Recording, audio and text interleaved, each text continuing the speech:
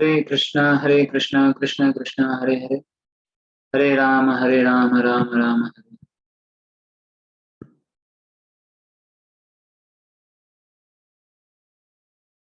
Let's do kirtan, then we'll start our session.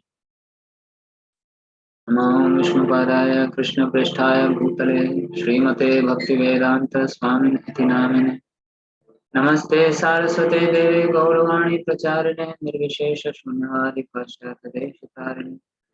जय श्री कृष्ण चैतन्य प्रभु नित्यानंद, श्री अद्वैत गदाधर श्रीवासादि गौर भक्तवृंद। हरे कृष्णा कृष्ण कृष्ण हरे हरे, हरे राम राम राम हरे हरे। हरे कृष्णा कृष्णा कृष्णा हरे हरे,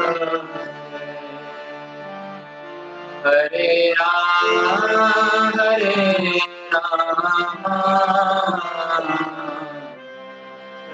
राम राम हरे हरे। हरे कृष्णा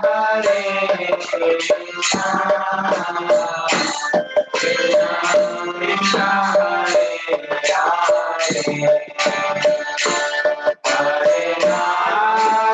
हरे कृष्णा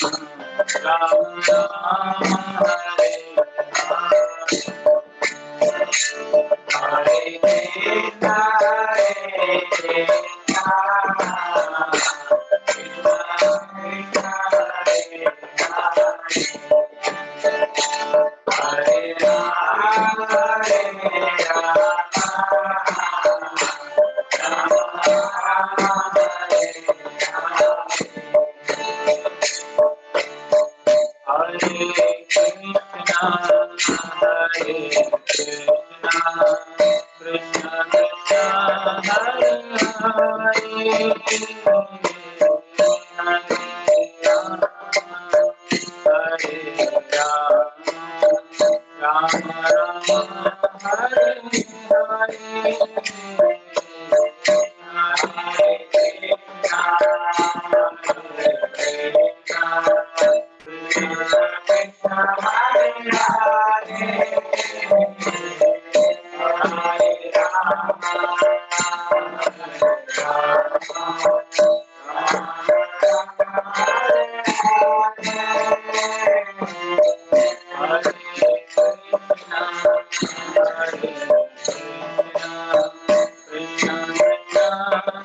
हरे,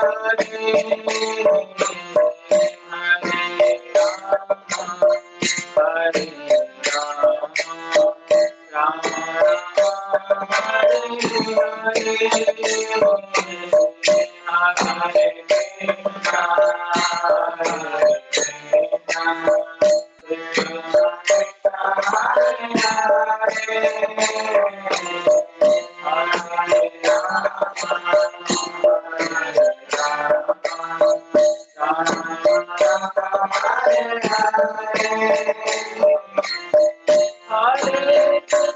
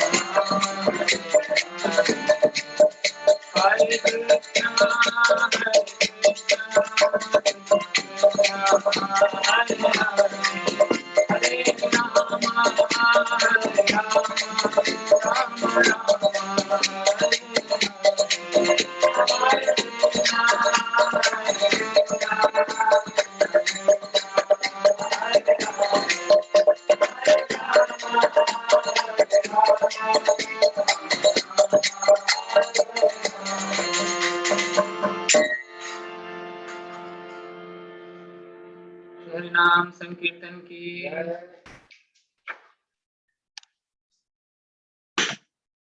हरे कृष्ण कृष्ण कृष्ण हरे हरे, हरे Ram Ram Ram Hare Hare.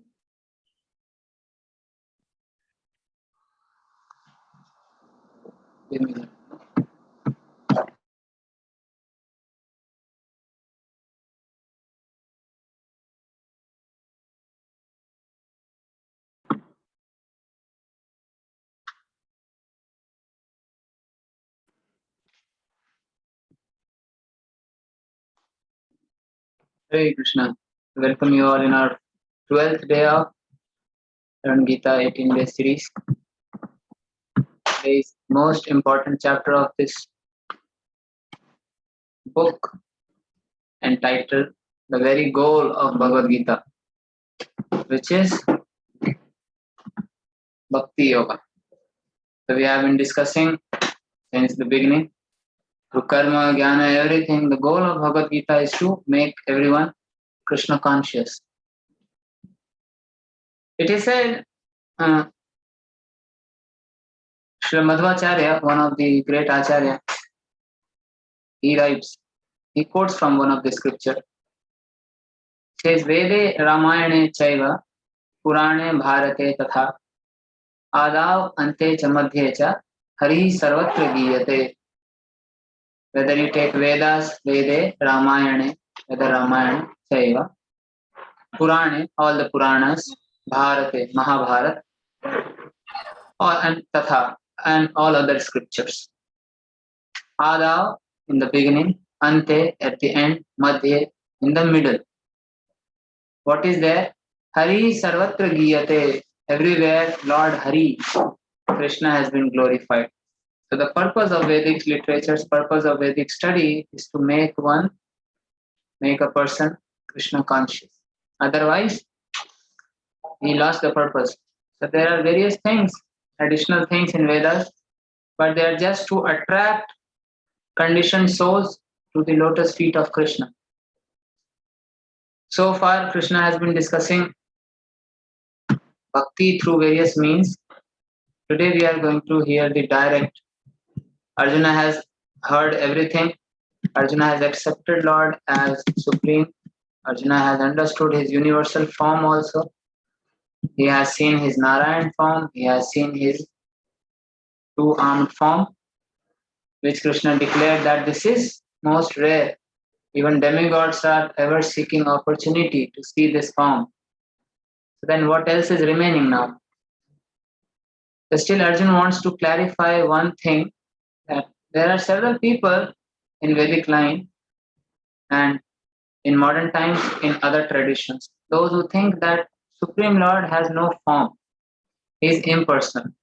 This is one of the prevailing idea, especially in our country, where the followers think that because I have a form, and this form is limited. So form limits. Form means it is limiting.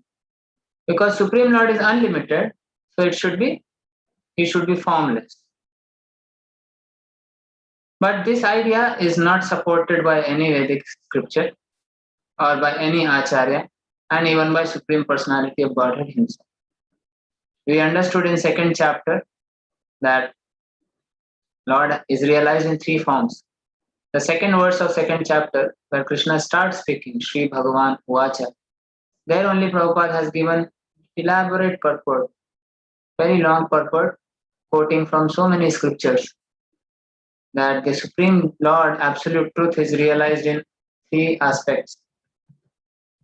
And that is Brahman, Paramatma, and Bhagavan. Brahma is his Nirakar Roop, impersonal form, which can be compared to the light of the sun. So with this example, we get the explanation. Just like sun globe is there, sun god BT, who is residing in the planet, sun planet, along with the citizens. He's a person, and his globe has a form, and his rays are everywhere. So sun is everywhere. Sun is present everywhere. When it rises, it is everywhere. So Lord is everywhere. His Brahman energy, his spiritual energy is everywhere. And sun has a localized aspect. When you want to point out where is the sun, you look in the sky. There he is. There is the sun. In east or north, wherever at that particular time. So that is localized aspect. He is everywhere through his sun rays. He is inside every room, spreading his energy. No one can separate sun rays from sun planet. But when we want to point out, then we look at the sky and point out there is the localized aspect of the sun. And then within that sun globe, there is sun god Vivaswan along with the citizens of sun planet. So this we had discussed in second chapter. That Supreme Lord has all three aspects. And those who just get stuck at the lowest realization, which is of his impersonal form, they are not topmost. But somehow or other, this has a historical relation also. This has become very prominent, especially in our country. People do worship some kind of form, they do worship some Lord, but ultimately their thinking is Nirakar, Nirgun, Nirakar. These kind of ideas are there. So in this today's chapter, as we have heard that middle 6 chapters are talking about bhakti, and Arjun wants to conclude in that same way. Where Krishna started in the 7th chapter now, because he has heard everything about Krishna and he has seen himself. He has seen all the forms of Lord. But still he wants to conclude it, that worshipping your personal form, this two-armed form, or even Narayan form, that is topmost. And other kind of worships, your impersonal worship, is not topmost. He just wants to secure his position. He knows he is related with Lord in a personal relationship as a friend, but still he wants to confirm this. So let's start today's. My voice is not clear. Okay. Now it's okay, perfect. Was it clear when I was explaining the prologue of this chapter? Yes. Only momentarily it went off when Yes, one yes, sister wrote to you, you know. All right, so let me know if it gets stuck. You all have a right to unmute yourself. So this is chapter number 12, Devotional Service, Bhakti Yoga. So Arjuna asked in the beginning. All right, so this is summary of previous chapter. Arjuna saw Virat Roop. He requested Lord to show his Virat Roop.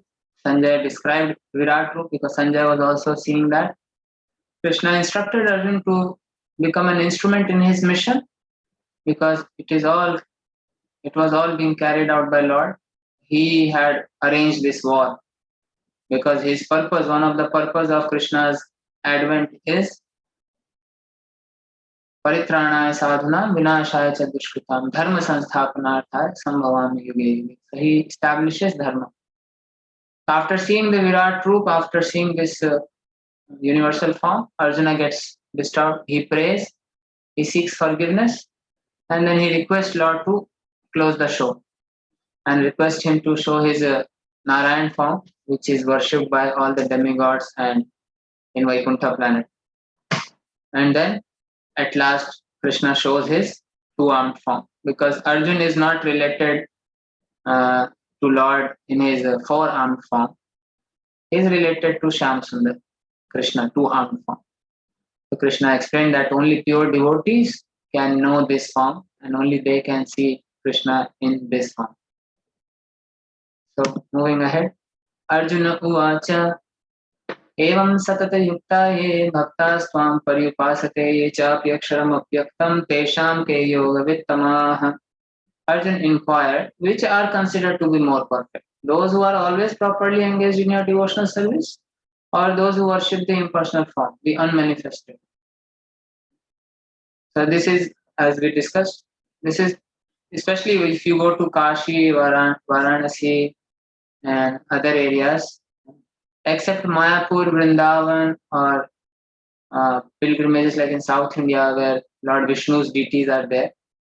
Otherwise, main all these four dham, Jagannath Puri, Dwarka Puri, Badrinath, Rameshwaram. There we have Shankaracharya's mutt. Shankaracharya appeared 2000 years back. He was incarnation of Lord Shiva. Lord Shiva appeared as Shankaracharya. And he had a goal. His goal was to drive away Buddhism.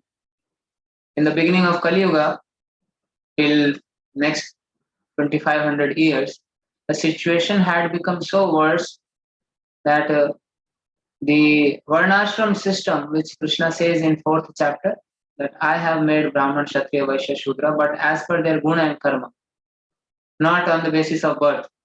So, but slowly people, those who are Brahmanical class of people, they diluted it and they twisted it, and the rigid caste system which we see today, Jativad, that came in existence.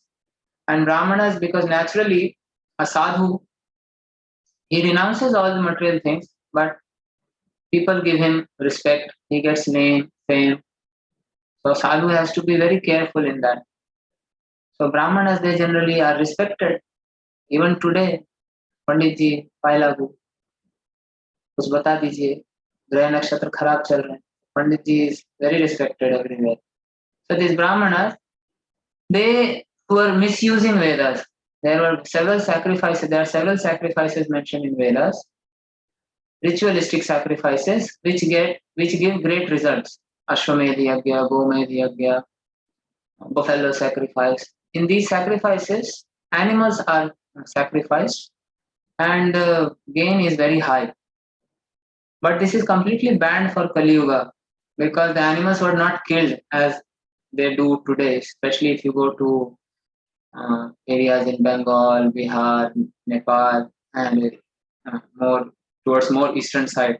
They are still sacrificing animals in front of Kali or Durga. कहते कि ये चाहिए, तो बलि प्रथा आज भी है, but this is not Vedic. So Ashwamedh Yagya, Gomedh Yagya, these kind of sacrifices were performed, and a proper animal was. This is very in great detail. It is mentioned in Mahabharata what was Ashwamedh Yagya, and animal were not butchered. Brahmanas would recite mantras, and they would just pour the water, or they would just sprinkle the holy water on the animal, and that too animal was special animal. Not that any horse you can take, any cow you can take, any buffalo you can take. There are symptoms where it will be found, what are the symptoms, what are the bodily marks, and then there are several other details also. And then the animal without any pain, the soul would leave the body, and right in front of everyone, the soul would come out in a new body. Either it would ascend to the heavenly planets in a demigod's body, or it would come out in a new body. So that was the power of mantras. So to check the power of mantras, Brahmanas they would perform this sacrifice. But later it became animal sacrifice, and these Brahmanas are killing animals. As we just say, if you go to, as I said, eastern states, they would say, they pray to Mother Durga, if you fulfill my wish, I'll offer you 9 goats. They pledge like this: if you fulfill my this wish, I'll offer 21 goats. So this situation is very pathetic. It became hellish, and Lord Buddha appeared, who is incarnation of Vishnu, and he stopped. He stopped everything. He stopped Vedas. He rejected Vedas because they were misused. They were being misused. So these Brahmanas, Buddha, because he's Vishnu's incarnation, he was very attractive. So he took everyone on different path. Buddhism. The philosophy of Buddhism is there is nothing. What is there? Where from this existence, this creation is coming? Nothing. There is no, ultimately everything is zero, shunya. So, and then he gave this meditation, some kind of meditation, no mantra, nothing, rejected Vedas. So Shankaracharya appeared after Buddha left, and he re-established Vedas, but he gave a different interpretation. He gave impersonal interpretation, which is famously known as Mayavad.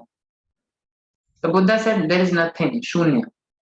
Shankaracharya said no, everything is not shunya. Brahma is satya. ब्रह्म सत्य जगत मिथ्या. This जगत मिथ्या है. ये जो जगत है मिथ्या है. Means you are looking at me right now, this is illusion. As per Mayavad, I am looking at you, this is illusion. Whatever you are seeing, whatever this form is, this is all illusion, and only ultimate truth is Brahman. And that Brahman is all pervasive. It is formless, it has no attributes, it has no qualities, nothing. The moment you try to define it, you are bringing it down to your platform. So don't even talk about it. We all are Brahman. We all become Brahman after we get liberated. So somehow this philosophy, this is another side of Buddhism only actually. To say that there is no God or to say that everyone is God, it is same thing. But he was successful and he established Vedas. At least Vedas came back. And then came these powerful acharyas, Ramanujacharya, Madhvacharya, Vishnu Swami, Nimbarkacharya. You will hear about these sampradayas and in detail in our level 2 classes.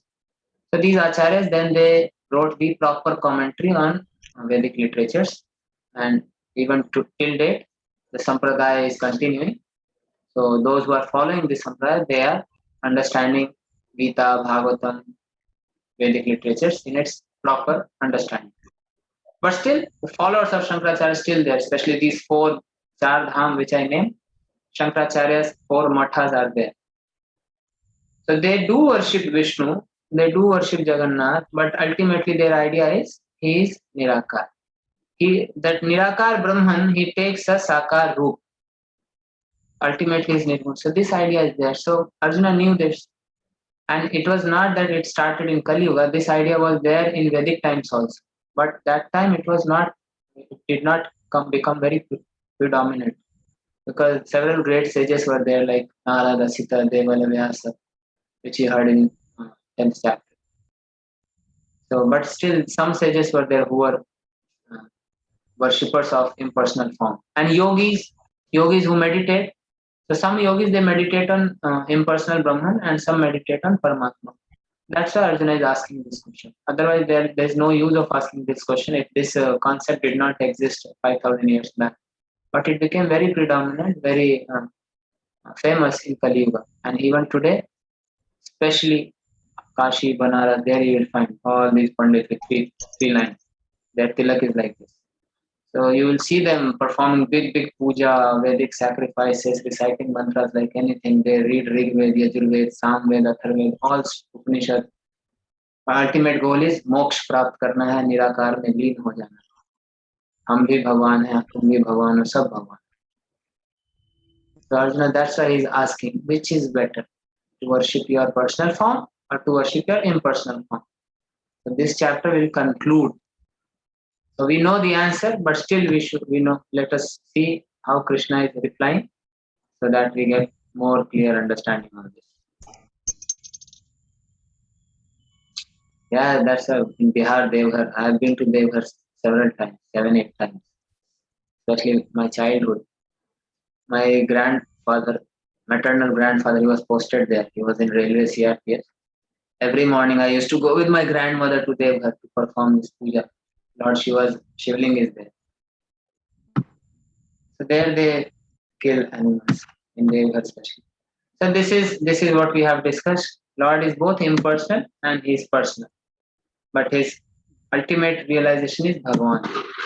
Shri Bhagavan Uvacha Mai Aveshya Mano Yemam Nitya Yukta Upasate Shraddhaya Pare Upetas Te Me Yukta Tamamataha the Supreme Personality of Godhead said, those who fix their minds on my personal form, Mai Aveshya Mano Yema, on my personal form, Nitya Yukta Upasate, are always engaged in worshipping me.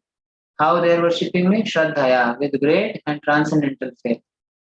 They are considered by me to be most perfect. So Krishna has given conclusion. Chapter end. खत्म हो गया भक्ति योग. चलो जब करते. So Krishna has already given answer, but now he is going to explain about impersonal worshippers.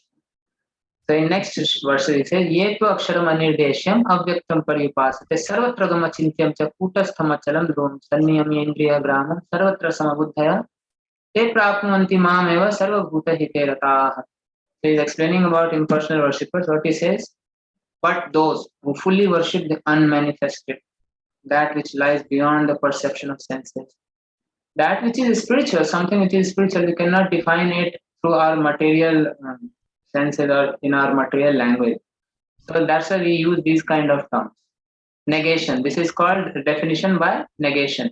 Just like in second chapter, soul's definition. You see all the definition of souls.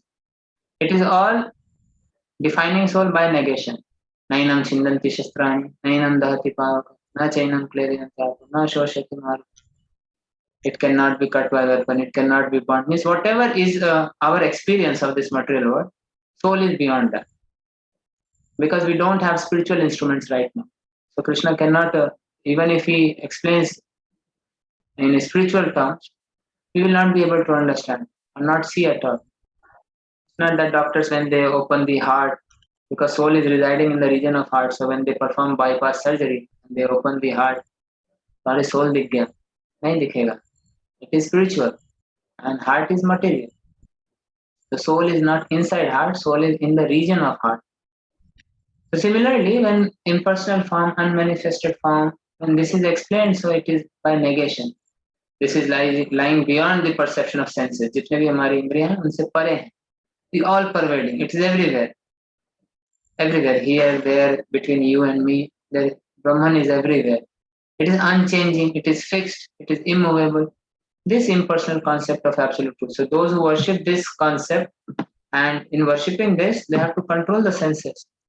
Because if you have to focus on Nirakar, you have to give up attachment from all kind of Sakar things. That's why Shankaracharya's philosophy is first you take sannyas, then you can understand Vedas. Leave home. He took sannyas at the age of 6 years old. When he was 6 years old, he took sannyas. And they perform great austerities, these Mayavadis.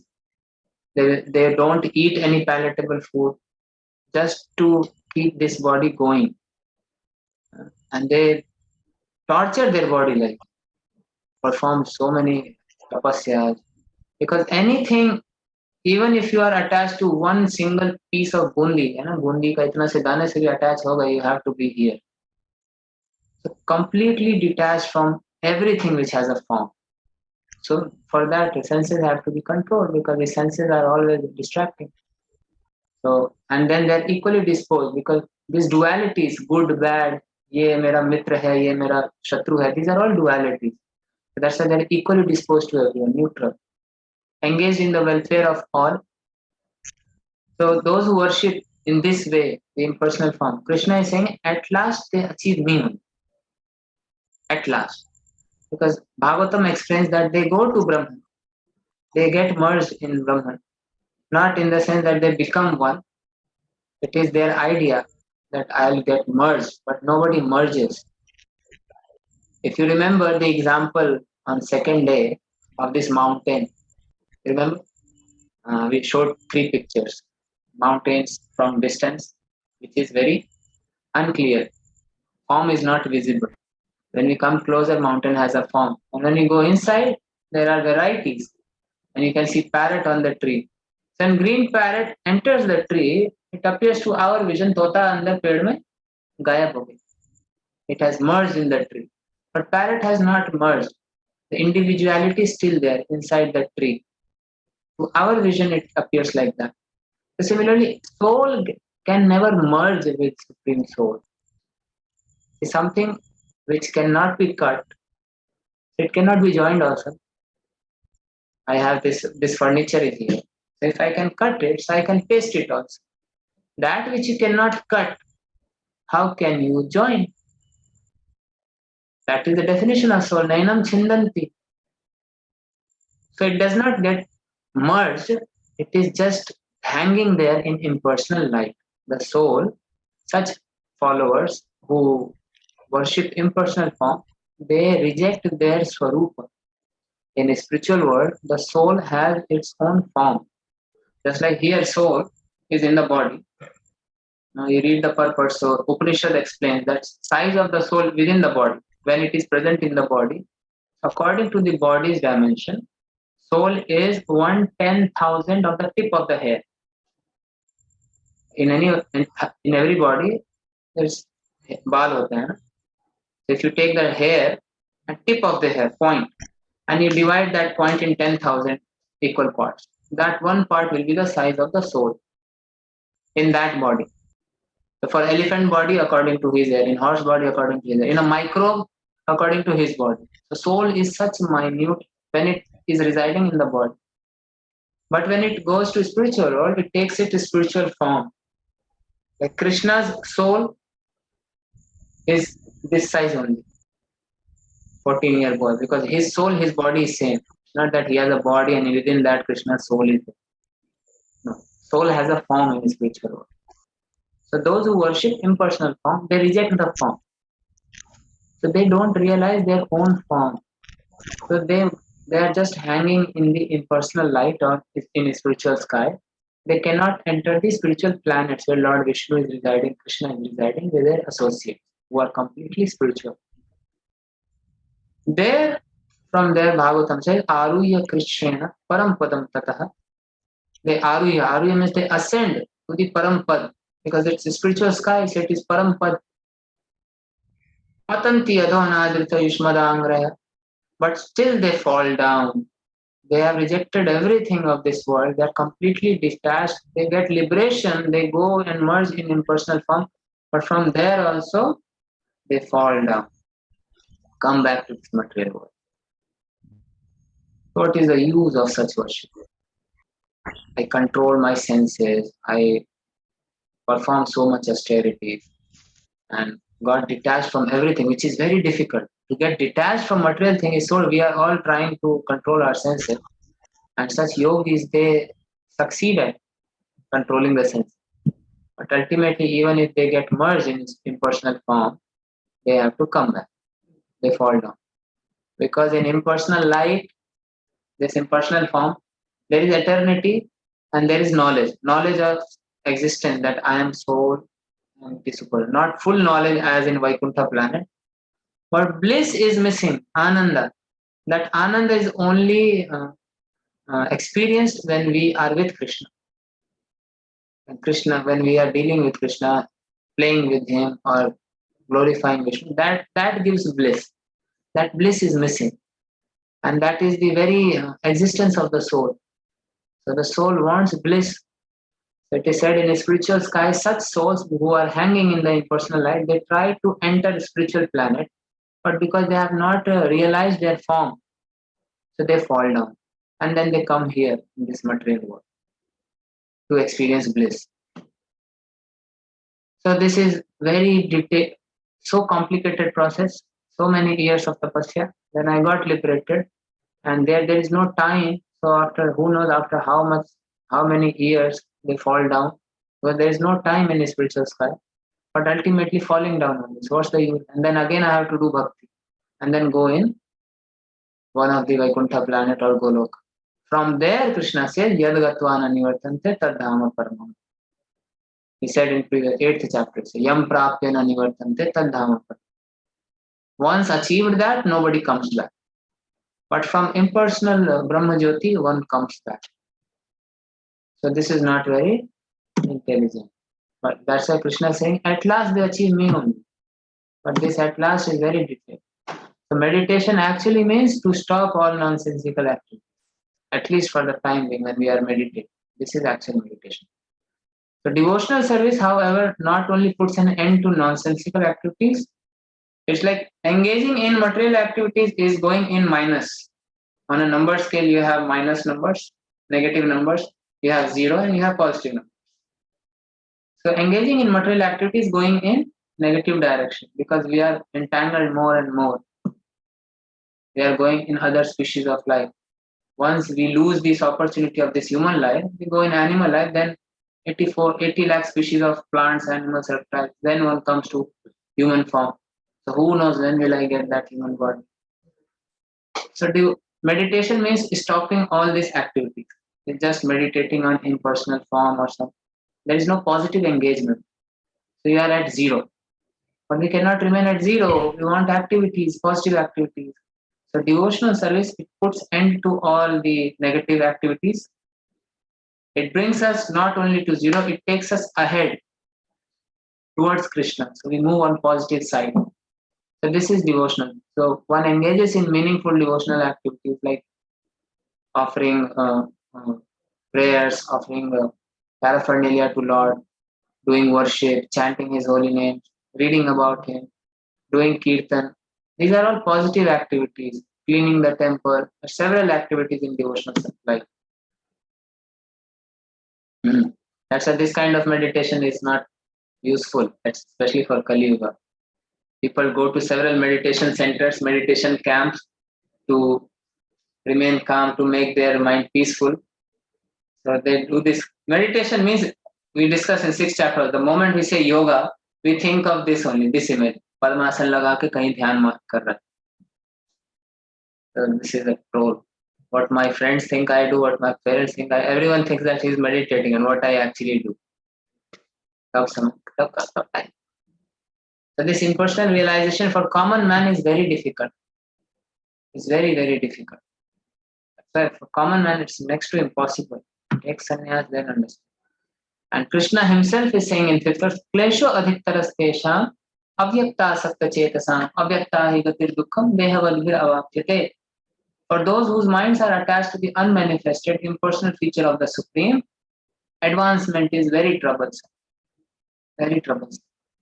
Well, he is torturing his body, and somehow or other, if he has reached also in that impersonal life, he has to come back. To make progress in that discipline is always difficult for those who are embodied. But Krishna says, Yetu sarvani karmani mai sanyasya matpara ananyaneva yogena mamadhyayantu pasate teshamaham samudharta mrityu samsara sagarat bhavami nachirat partha maryaveshita chetasam. But those who worship me, giving up all their activities unto me, being devoted to me without deviation, engaged in devotional service and always meditating upon me. Me means his personal form, having fixed their minds upon me. O son of Pritha, for them I am Tesham Aham Samudharta. When Krishna, again, wherever this word comes, Aham, he's personally doing it. That's why you see the beautiful painting. So this material world is compared to Bhavami, Bhavami na Chirat Partha. So this material world is compared to Mrityu Samsar, Sagara. It is compared to an ocean of birth and death, Bhavasagar. So everyone is drowning in the ocean. We all are in this ocean, stuck, and there are turbulent waves which are hitting us. So those who shout out loud for help, they are rescued. The Lord personally comes sitting on his Garuda and takes us back to home, back to God. He is swift deliverer from the ocean. But those who are within the ocean and drunk and thinking that I'm in a pool of liquor, wine, he cannot be saved because he is not calling for help. Even if helicopter goes from above, people rescue team will think that he was swimming kar raha hai. So those who cry out loud for Lord's help, Lord saves them.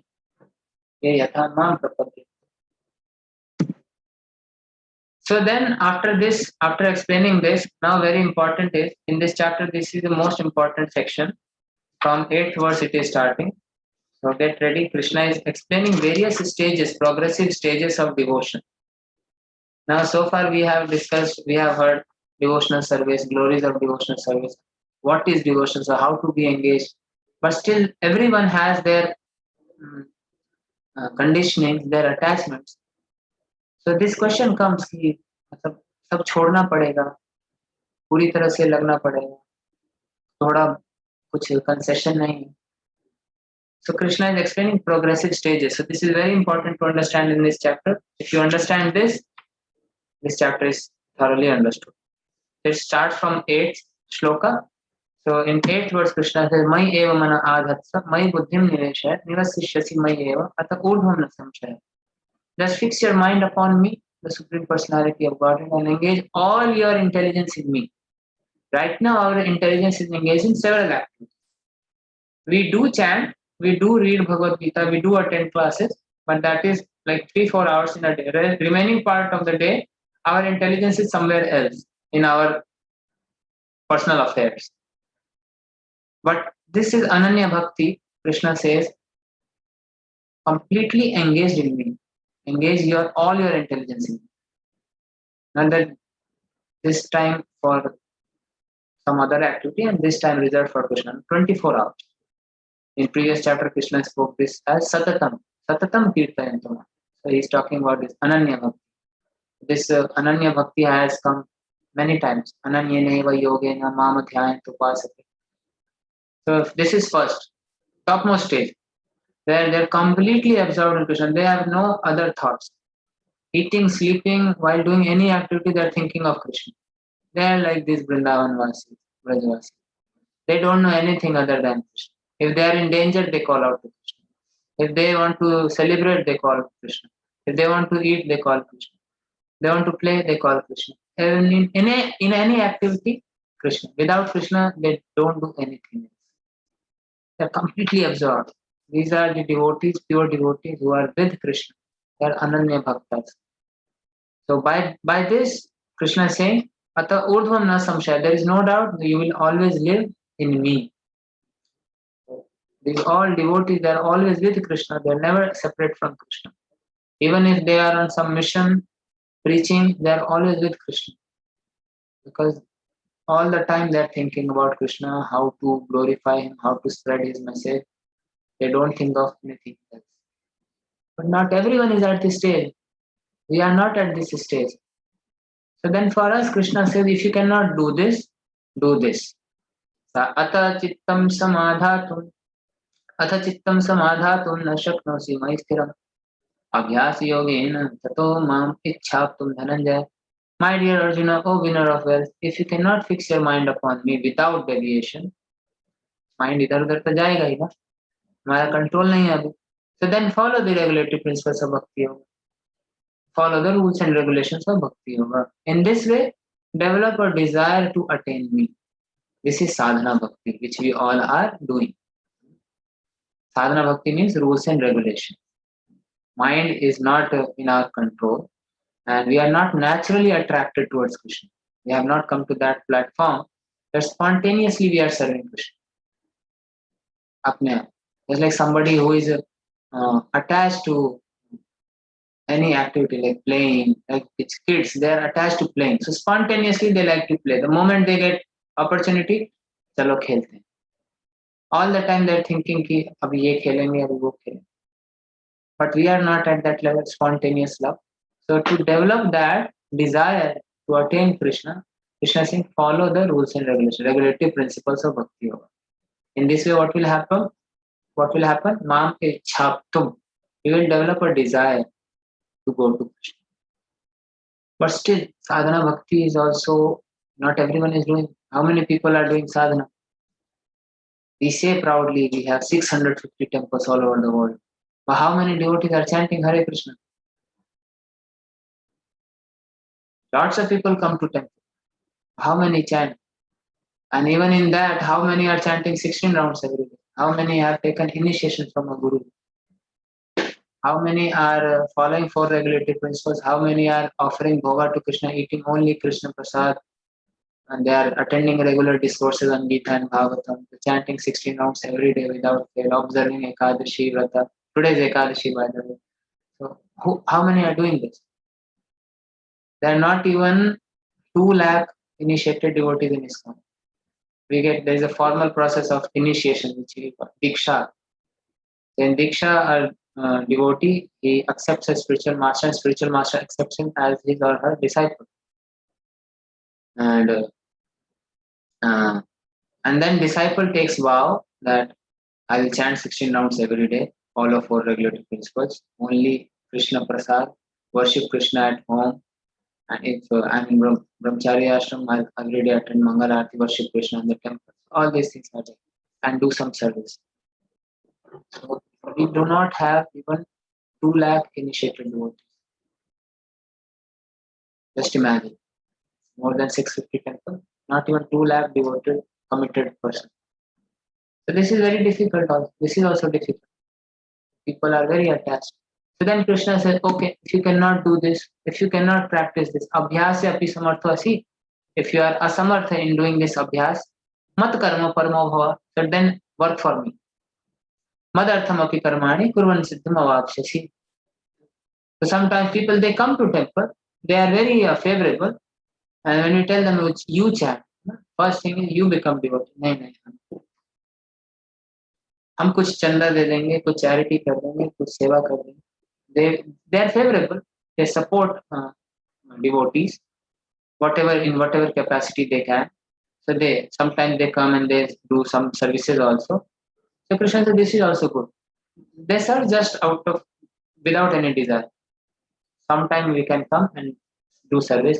We can help financially or physically, but full time nahi, abhi, not, this is not the time. And even if kids, if children they want to do, नहीं अभी उम्र नहीं है बेटा, बुढ़ापे में करना. Mummy papa आपका बुढ़ापा आ गया, नहीं हम बाद में. So this is what is going on. So still Krishna said this is still better. At least if somebody is serving me without any desire, not 24 hours, and it is for some part of the day, sometime, that is also good. He will advance. If you cannot practice the regulations of Bhakti Yoga, then just try to work for me, because by working for me, you will come to the perfect stage. What happens by gradually working for Krishna, like here you see the person is building temple for Krishna, constructing temple for Krishna. So we have several people who are very favorable to ISKCON, and they support in various ways. So when they give charity, when they support ISKCON in other ways, their heart gets purified. Krishna is there, sitting as Paramatma. So then they see, thoda sa seva, little bit service we get pleasure. Why not do it full time? So then they also come and gradually become devotees. And some, but still these are very in less quantity. Such people are also in less quantity. Majority, everyone wants to enjoy fruits. अथैदपि असक्तोऽसि कर्तुं मद्योगमाश्रितः सर्वकर्मफलत्यागं तथा कुरु यथात्मवान्. If however you are unable to work in this consciousness of me, then try to act giving up all results of your work and try to be self-situated. ये भी नहीं कर सकते, want to enjoy, so at least give the results of your work. You are very attached to doing your work, give the results of your work to me. So although this painting is Nanda Baba celebrating Nandotsav, birthday of Krishna, next day of Krishna's appearance, he is pure devotee, Ananya Bhakta. But this example is, see what he is doing. He is giving charity. His result of his work is giving charity to others. Birthday festival means giving charity to others. Not that I take gift. That's why earlier birthday celebration, when anybody would observe, lots of people would come. And they would give real blessings. Bacha khush rahe, acha rahe. Now everybody thinks, bada gift leke jana. Then the comparison starts, and the kid also whose birthday is being celebrated, his eyes are always on the gift. This is not Vedic culture. Vedic culture means whenever you celebrate any festival, observe any ceremony at home, you give charity to Brahmanas. This is Vedic culture. Always hand should be like this. A householder's hand should be like this. Always giving. The more your hand is like this, you will never have to do like this. This is wonderful. The more you give charity, the more it comes back in return. It is said that if you give charity to a poor, it comes deserving poor, by the way, not that beggars on footpath who will take your money and then smoke bidi. you will get sinful karma for that.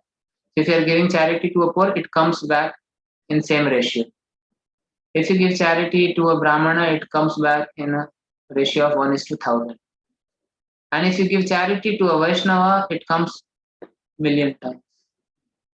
And if you just directly, if you serve, if you construct temple, in Varaha it is stated, one who constructs a Vishnu's temple, Vishnu constructs his home in his personal abode. So this is the glory of charity. It will come in detail in 17th chapter. Charities are also in different modes. We will discuss that in 17th chapter. So this is Sakam Karma. If you are unable to work in this consciousness that working for Krishna, then you work but give the results. This is what was explained in 3rd chapter.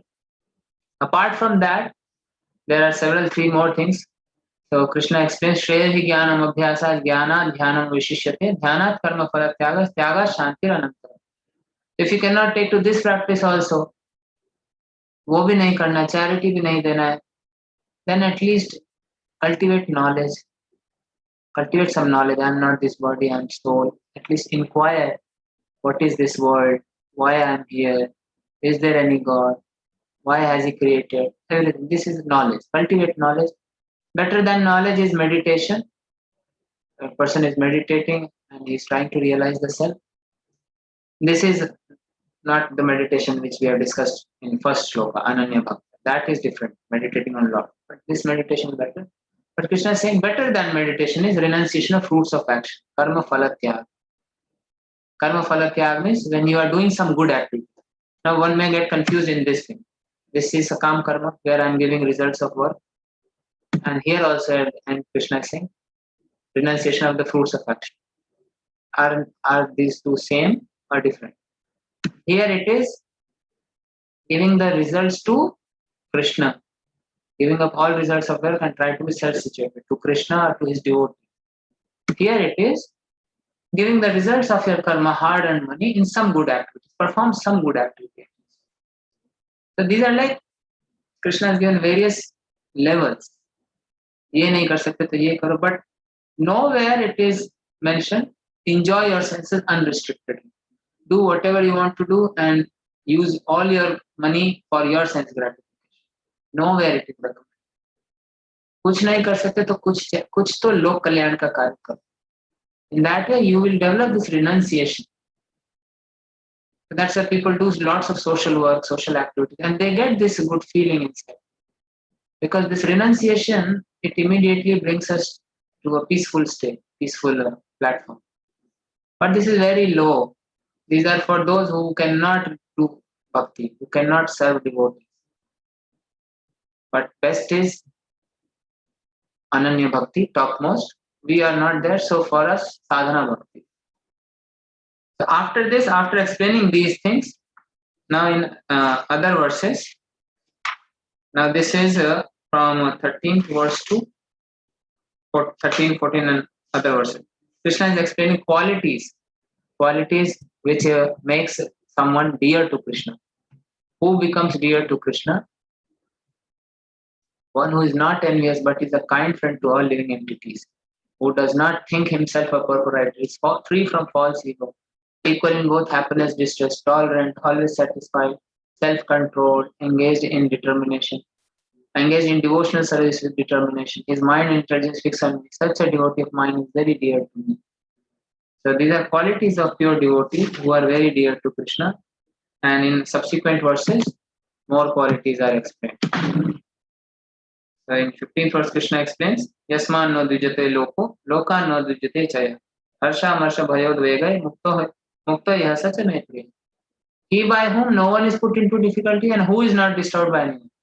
So means devotee does not disturb anyone else and he himself is not disturbed despite all the difficulty. He is equipoised in happiness and distress. Fear and anxiety is very dear.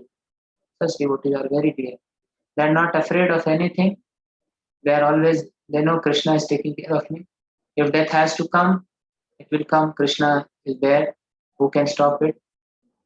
Srila Prabhupada is personification of this verse.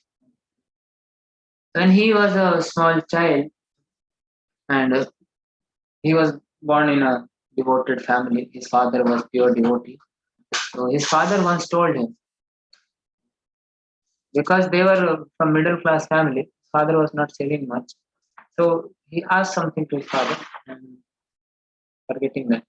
But his father told, if Krishna, his name was Abhay Charan. His father said, Abhay, look, Krishna has thousands of hands. He has thousands of hands. So if he wants to give you from thousands of hands, how much can you collect from your two hands?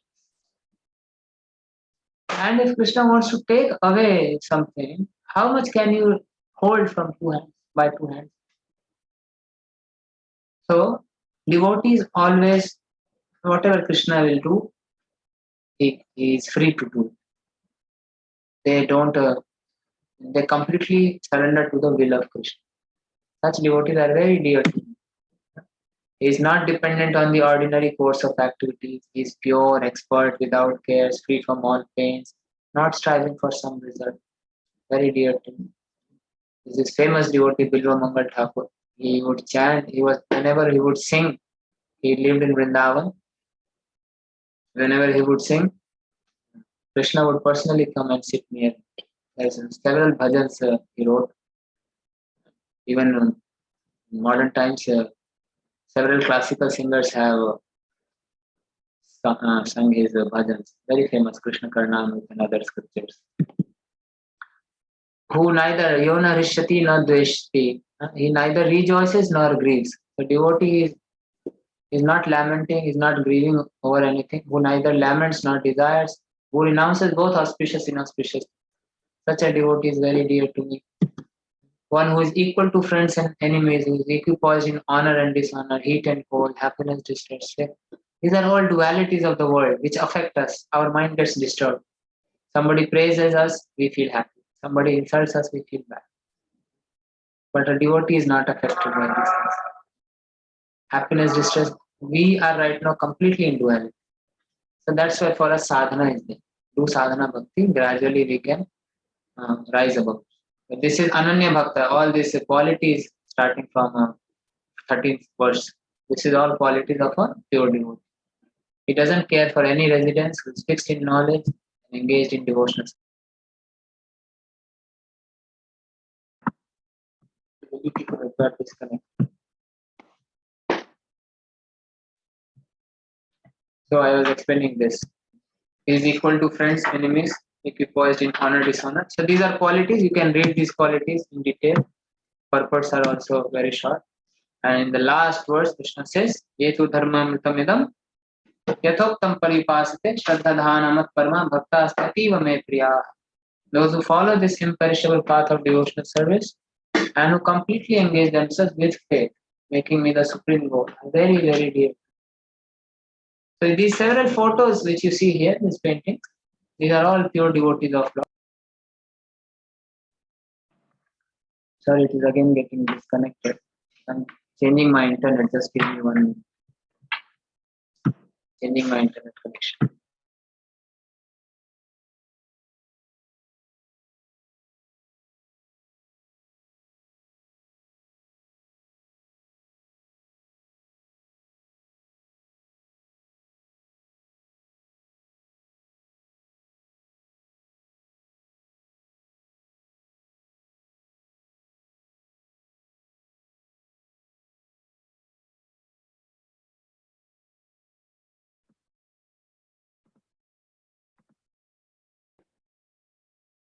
Hare Krishna.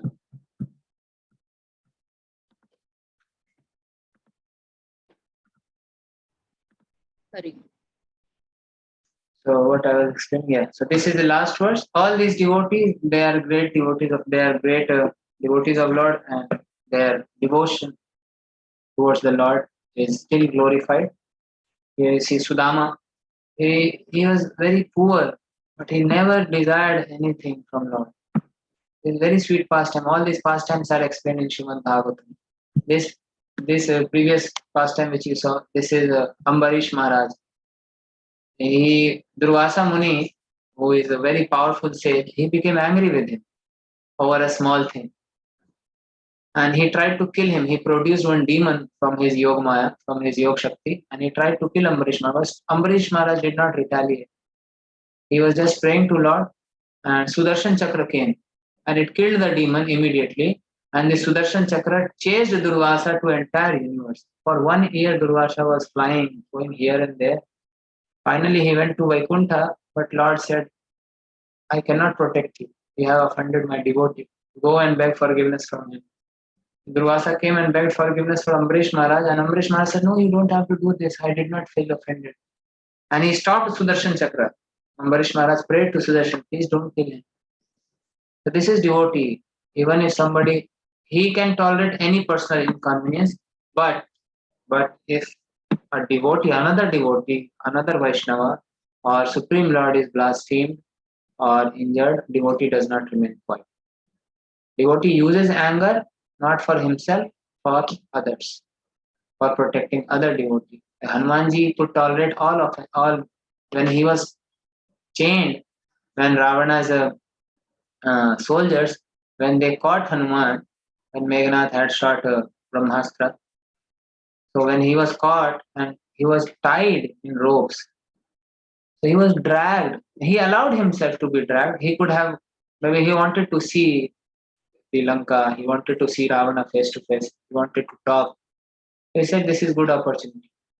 So he was tied in rope, and all the while he was chanting Ram, Ram. So these demons is mentioned in Ramayana, they were kicking him, they were spitting on him, they were abusing him. But he tolerated everything, he was just chanting Ram. He did not feel anything for them. And when he reached in front of Ravana, he just released himself. Then they got astonished. All the while he himself was uh, bringing himself. So then he released himself and then he made a big asana of his own tail.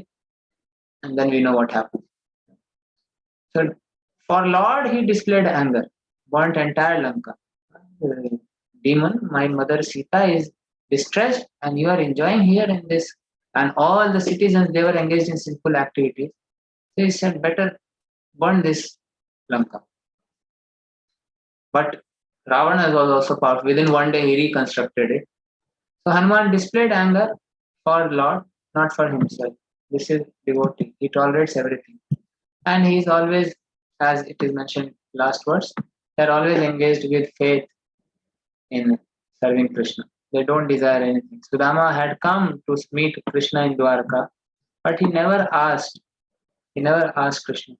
He just met Krishna. He was so happy that Krishna still is. He has not forgotten. And then he went back. And he was not even thinking, अरे मैं मांगना भूल गया, पत्नी डांटेगी, क्या बोलेगी. He was all the while crying. Krishna is he's such a great friend. He has not forgotten. Otherwise, we know another such a friendship case in Mahabharata, Drupada and Dronacharya. They were both studying in same Gurukul. Dronacharya was poor, he was Brahman, and Drupada was Kshatriya. They were such good friends. Drupada had said, when I become king, I'll give you 50% of my kingdom. Dronacharya said, no problem. So when Dronacharya came to him, he was very poverty stricken. He was so poor, he could not give his son Ashwathama milk to drink. And the local boys, they were teasing Ashwathama. Ashwathama had never tasted milk. So one day, what they did, they took a white flour, atta, gehu ka atta, and they mixed in water. It became white liquid. And they told Ashwathama, "Doodh piyega?" Yes, I'll drink milk. So they gave him this liquid, and Ashwathama drank it thinking it has milk. Dronacharya started crying. I'm so poor, I can't even give milk to my son. So then his heart melted. Brahmanas do not beg for themselves. Brahmanas are their minimal thing, whatever Lord provides them. They go and beg. Not that whole day they are begging. They will beg from only 8 homes in a day. Whatever they would get from 8 homes, they will accept. If they are not getting anything that day, they fast. This was Brahmana Vedic culture. So Dronacharya, but he became very good. He was attached to his son. Not anyone would become. Anyone would. His heart will melt. So Dronacharya then he approached Drupad. He remembered that my friend had promised me. So I don't want kingdom, but at least he will help me. So he came and reminded Drupada that you had promised, and one who breaks his promise to a Brahmana, he goes to hell. So this Drupada became very arrogant. He said, "अरे अपना औकात भूल गया, school में बोल दिया था, बचपन में बोल दिया था, सीरियस ले लिया उसको, तो भगा दिया मैं." Dronacharya became so angry. He said, "अब तुम दूसरे तरीके से मानो." So when he trained Kauravas and Pandavas, so these Pandavas they said कि क्या दक्षिणा चाहिए? Dronacharya said, "Bring me Drupada here. Conquer his army, conquer his kingdom, bring him here." Kauravas first went, Duryodhana and party. They all were defeated. Drupada single-handedly defeated them, sent them back. Then Arjuna went alone. And he defeated Drupada, tied him, brought him to Dronacharya, and Dronacharya then said, "This entire kingdom belongs to me now. I am giving it back to you in Dakshina." So for a Kshatriya, insult is, as Krishna said in second chapter, your enemies will scorn you with dishonor words. So for a Kshatriya, dishonor is worse than death. So this is one friendship.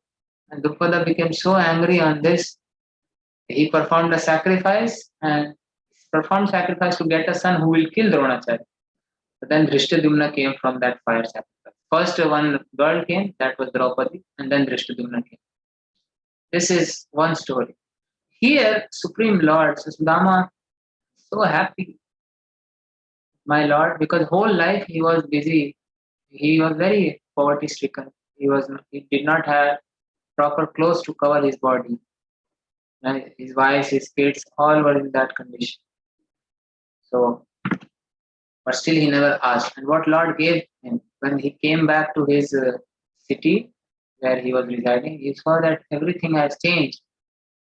Such golden palace, big palace, such opulence Krishna gave him. Even Indra became envious of that. These are devotees, they never desire anything.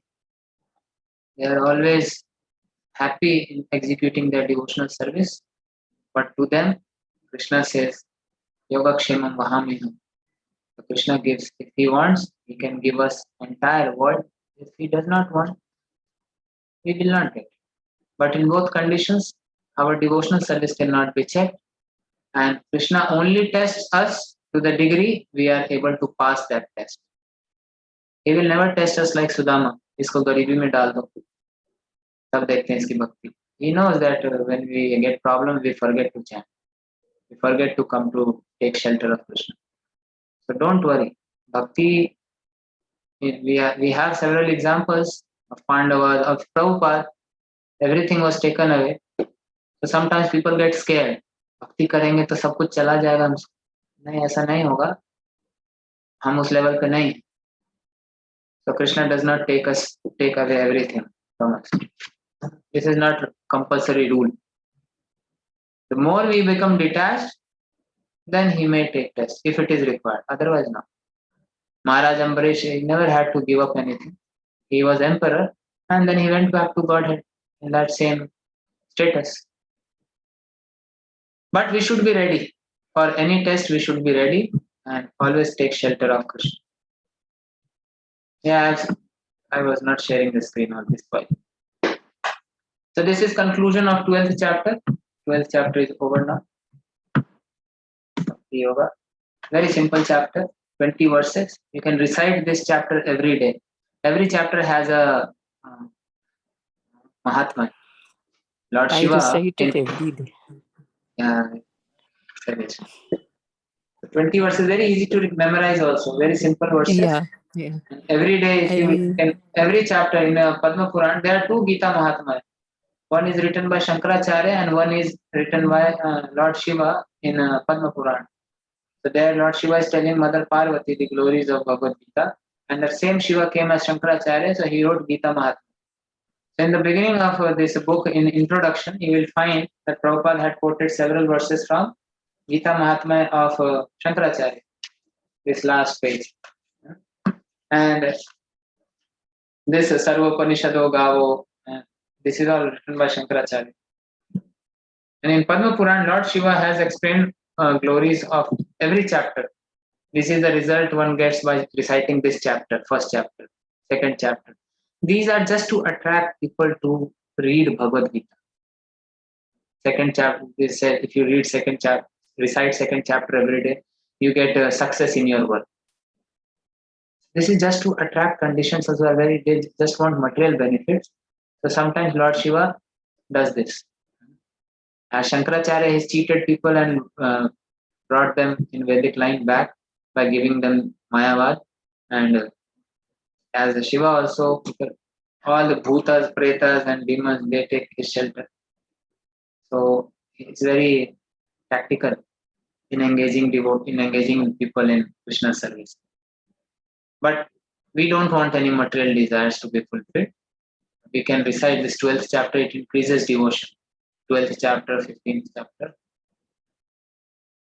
Although we are not preaching this on like chanting Hare Krishna. Prabhupada did not say chant this chapter every day, chant that chapter. Because when people do not give time to Hare Krishna. Never forget chanting. This we can do additionally. You can recite 12th chapter every day, 15th chapter, or any chapter for that matter. So these are very easy to memorize. Only 20 verses. You recite it for 15 days, next 15 days, every day before sleeping. You will see 16th day you have memorized all the chapters. Very easy. Okay, so progressive stages of devotion we discussed, and at last, in last 8 verses, Krishna explained the qualities that makes one dear to Krishna. Thank you very much. Hare Krishna. We can take questions.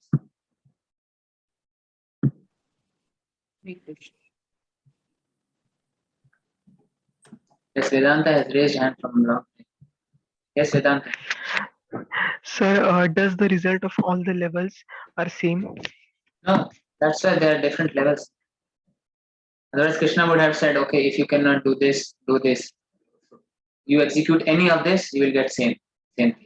Krishna did not say like that. He said, if you cannot do this,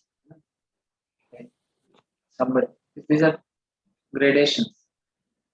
best नहीं कर सकते तो थोड़ा ही कर, जैसे होते हैं ना स्टूडेंट्स होते हैं क्लास में, teacher says okay read this is entire syllabus, then teacher से सर नहीं हो रहा, सर देन टीचर से ओके पूरा सिलेबस नहीं पढ़ सकता तो कम से कम ये चैप्टर्स पढ़ लो, सर वो भी नहीं हो रहा, तो ठीक है यार कम से कम इतना पढ़ ले, पास तो हो जाएगा. Then there are some students जो बाद में आते हैं टीचर्स, सर वो भी नहीं हो रहा, तो फिर कई बार टीचर कुछ इंपॉर्टेंट क्वेश्चन बता देते हैं, चलिए 5-6 क्वेश्चन पढ़ लेना, इसमें से कुछ आ जाएंगे पास. That does not mean कि one who has just read 5-6 questions and he got passing marks in exam. And some students they did not get they passing marks. So then they go and beg to teacher, and then teacher give them grace marks. Not all are same. One who has read entire syllabus, understood it nicely, he solved all the questions. He has proper knowledge, proper understanding. He knows the concept. So then he progresses nicely in other classes also. Similarly, these are various levels. Results are also different. So everyone has to come to the stage of Ananya Bhakti. Only then we are going in the spiritual world. And that can be achieved by doing sadhana bhakti. So we are all here, we are hearing Bhagavad Gita. So let's engage in sadhana nicely. And we will become one day Ananya Bhakti. Okay, thank you. Hare Krishna. Hare Krishna. Yes, Roma Mataji. Hare Krishna, Prabhuji. Is it okay if I tell you that I read this chapter every day? And I told this yesterday. Nice. but you know, and Prabhuji, why I find this very helpful, because I feel that here Krishna is talking at my level. You know, we are such simple, humble beings. So, like, stay away from revenge, don't hurt anybody, don't ask for fruit.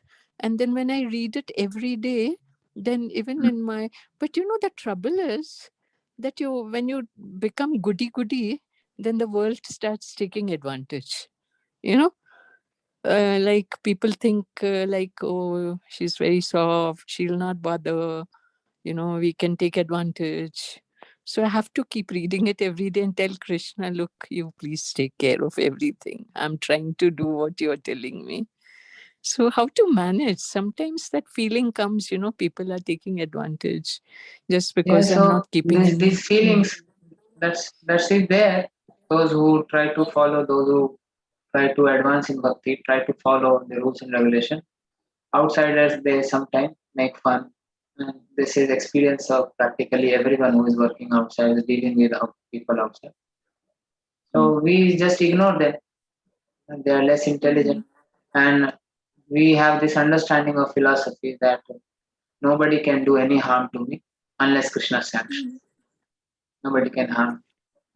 And they're mm, just speaking something, so I'm not accepting their words, so how is it coming to me? They're just mm, blabbering something and wasting their energy. And in fact, I should pray for them because I am practicing.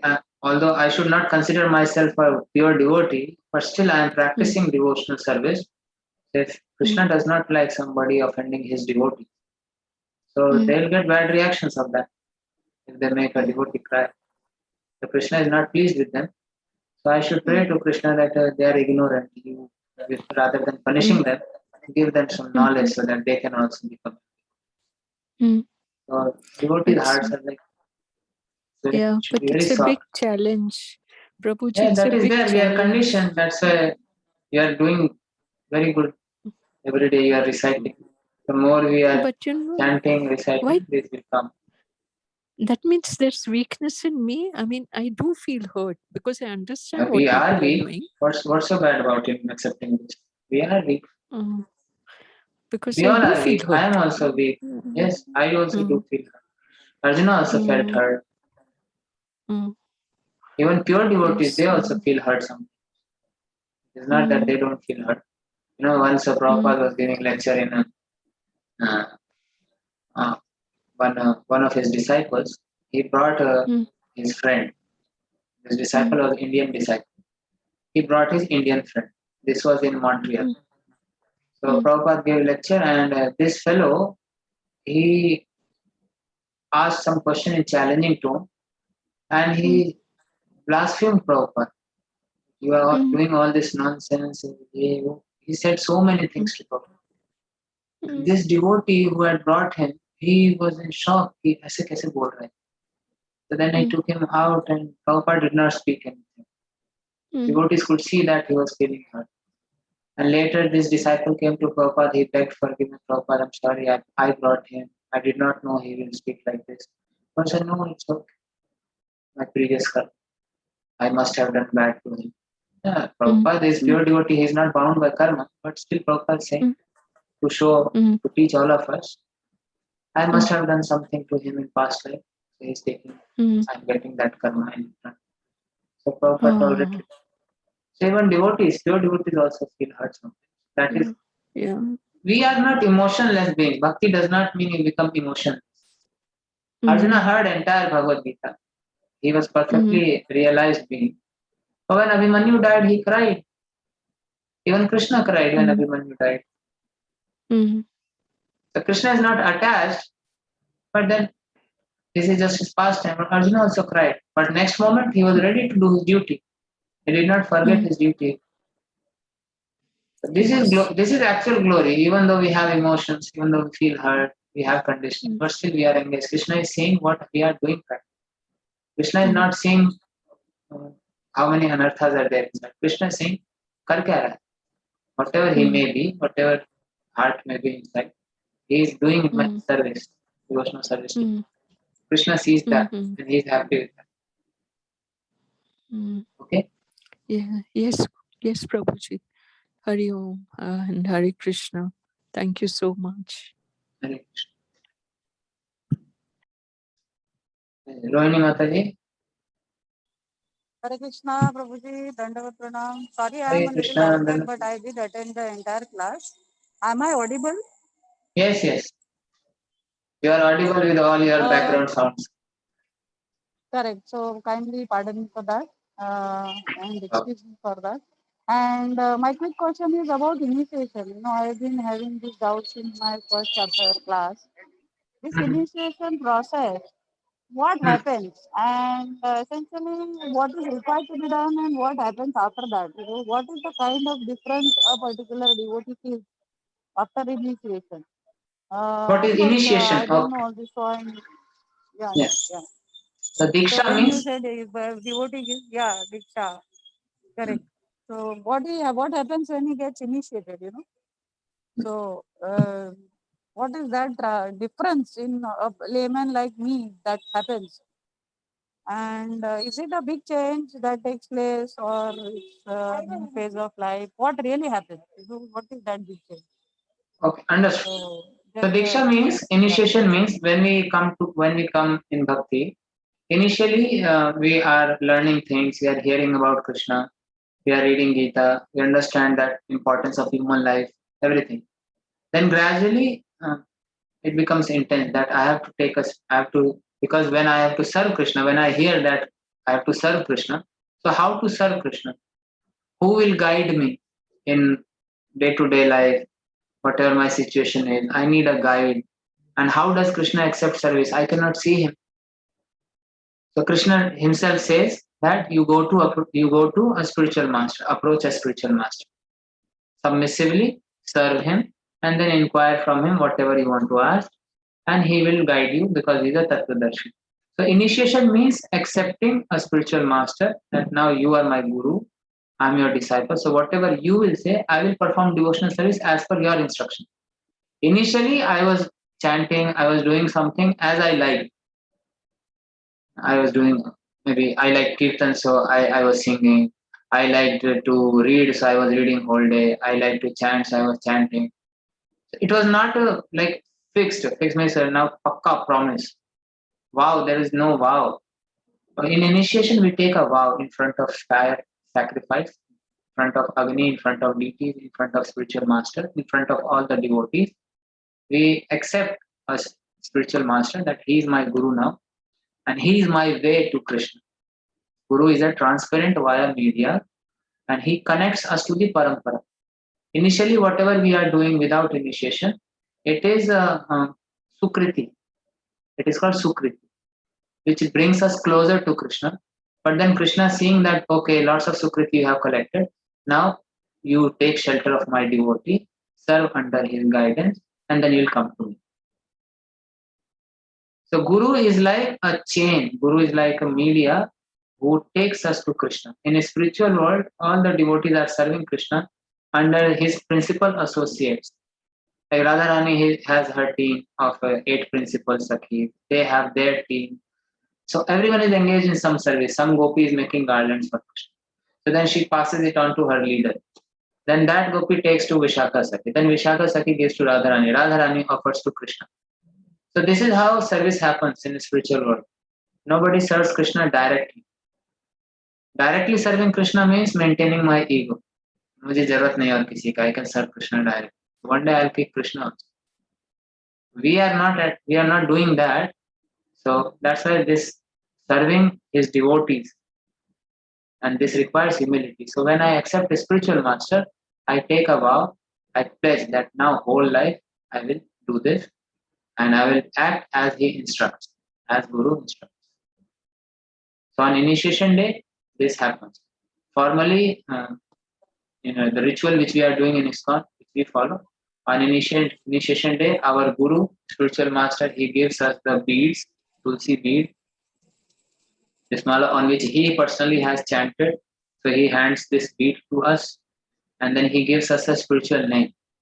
Like my material name was Aditya, he gave me this name Adhokshat Krishna Das. You are a servant of Krishna. He gives a spiritual name, you get a spiritual name, and Das, the title Das. I am not Adhokshat Krishna. He is Krishna, Adhokshat Krishna. I am his Das. Like everyone gets that name. Chakravarti Das, Mohan Rupa Das, Amog Leela Das. So this is all Krishna's name. We all are his Das. So everyone gets that name. We are identifying with our name, bodily consciousness. So start identifying yourself as servant of Krishna. And then we pledge that I'll follow 4 regulatory principles strictly. After initiation, we are like admitted in Krishna's Sampradaya Parampara. After that, we chanting and all it becomes more effective. Not as some magic will not happen that today I am chanting 16 rounds I'm not feeling that taste. Sometimes I feel sleepy. After initiation, next day, my 16 rounds are becoming with so much attention. Magic does not happen. Bhakti is not some magic. Okay. Bhakti is a science. So gradually. But Krishna has recognized us in his parampara, in his Guru parampara. We get blessings of all the acharyas, all the Vaishnavas of Guru. And Krishna recognizes now he is coming. अभी तक independent था, जो भी कर रहा था independent. Now he has accepted a spiritual master, means now he is not going anywhere. पक्का हो गया, seal लग गया उसको. That is initiation. Prabhuji, then is it really possible for a working person to get Yeah. take Everyone can get initiation. In ISKCON, 99% devotees are working. You know, for initiation, one does not have to give up everything, give up home and family. Initiation means in ISKCON, the rules are chant 16 rounds every day, follow 4 regulatory principles: no meat eating, no intoxication, no gambling, no illicit sex. These are 4 regulatory principles. Chant 16 rounds every day. Read Gita Prabhupada's books. Do some practical services, devotional service, whatever you can. Try to come to temple every weekend, every Sunday. So these are what householders. They keep deities at home. So serve deities at home. Every householder have deities at home. God Nitai, Radha Krishna, or Jagannath, Baldev, Subhadra. So they keep deities at home and they worship Lord at home because they cannot come to temple every day. Not everyone is living closer to temple. So serve Krishna at home. Make your home into a temple. So this is initiation. Got it, Prabhu. Dhanyavad. Hare Krishna. Hare Krishna. Prabhuji, Yes, Mataji. who did you take your initiation from? His Holiness Gopal Krishna Goswami Maharaj. Haribol, Haribol. Thank you, Prabhuji. One question has come: is it genuine to feel anger when practicing devotional services are not stable sometimes? How can we control that? Sometimes I'm not able to chant properly, or I did not get time to read. My schedule got disturbed. So we feel sometimes angry. So that is natural for us because we are conditioned right now. So don't get disheartened. Move ahead. Continue. Chant, read. But gradually it will go. Okay. All right. Any more questions? Today is very auspicious day, Ekadashi. There are no more questions. We can chant. So you all join our morning japa. How many of you are joining our morning japa and Bhagavatam session? You can raise hand. How many are joining? I see Roma. I've seen several times. Roma Mata is joining every day. Amisha Sharma Mataji, she is joining every day. And who else are here? So many people are here. Several have left. So are you all joining in the morning online japa session? कितने लोग join कर रहे हैं? हाथ ऊपर करिए. मैं करते रोज. Yes, Mataji. I see you. And others? What about others? Arnab, Garima Tiwari, Kripa Mataji, Kritika Agarwal, Manmohan Shetty, Mansa Mataji, Neha Gupta, Pradeep Patel. So many devotees are here. Please join. Every morning 5 to 7 we are chanting together. Morning time is best time. So you will be taken in a separate WhatsApp group, Morning Bhagavatam group. I've shared the link several times. Again, I'm putting this in chat box. And we had shared the message in our this WhatsApp group where you are getting Zoom details every day. So this is the link for joining morning Zoom session.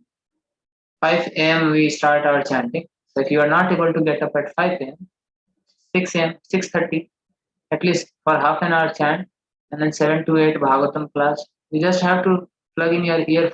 That's all. उठ जाइए, हाथ मुंह धोइए, जप करिए आधा घंटा बैठ के, भागवतम सुनिए, and then do your whole day activity. So this is very important. Please request everyone, please join morning session. So those who are not joining, we are again requesting to them. Unless we chant, unless we practice this nicely, we have just 6 days remaining. 2/3 of Bhagavad Gita is completed today.